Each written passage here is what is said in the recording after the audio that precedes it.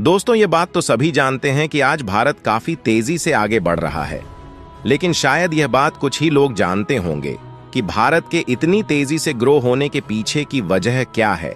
आखिर वह कौन सी चीज है जिसकी वजह से भारत आज दुनिया के टॉप 5 कंट्रीज में शामिल हो चुका है। दोस्तों, यह बात तो आज हर एक फील्ड में दुनिया के टॉप कंट्रीज को टक्कर दे रहा है, चाहे वह इकोनॉमिक ग्रोथ की बात हो या फिर टेक्निकल ग्रोथ की।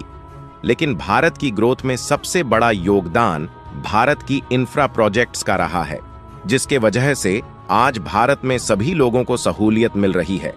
बात चाहे अच्छी रोड की हो, हवाई मार्ग की हो, रेलवे की हो या फिर नए तकनीक डेवलप करने की, आज भारत सभी क्षेत्र में अपनी नई ऊंचाइयों को हासिल कर रहा है। और इसका जीता जागता सबूत है मुंबई में बनने वाला भारत का सबसे लंबा समुद्री ब्रिज, यानी कि मुंबई ट्रांस हार्बर, जिसे हम लोग अटल सेतु ब्रिज के नाम से भी जानते हैं। जी हां दोस्तों, साल 2024 में 12 जनवरी को भारत के सबसे लंबे सी ब्रिज का उद्घाटन हुआ, तो वही 11 मार्च 2024 को भारत का सबसे खूबसूरत रोड कहा जाने वाला मुंबई का कोस्टल रोड को भी आम जनता के लिए खोला जा चुका है। इसके साथ साथ भारतीय रेलवे में भी वंदे भारत ट्रेन जैसी प्रोजेक्ट्स को लॉन्च करके यात्रा समय को काफी हद तक कम कर दिया है।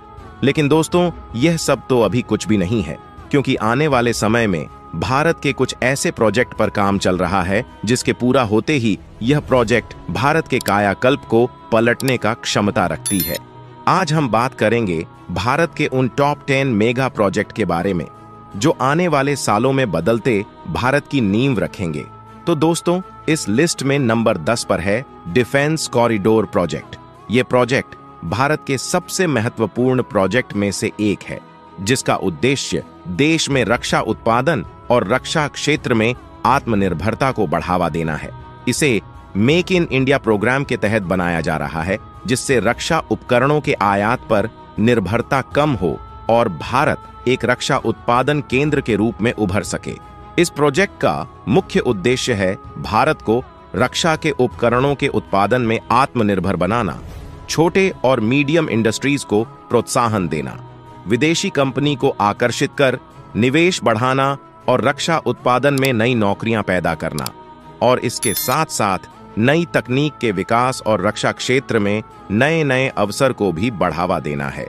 इस प्रोजेक्ट को पूरा करने के लिए 20,000 करोड़ रुपए से भी अधिक के निवेश का लक्ष्य रखा गया है। इस प्रोजेक्ट का पूरा होने से लाखों लोगों को प्रत्यक्ष और अप्रत्यक्ष रूप से रोजगार मिलने की संभावनाएं उत्पन्न होगी।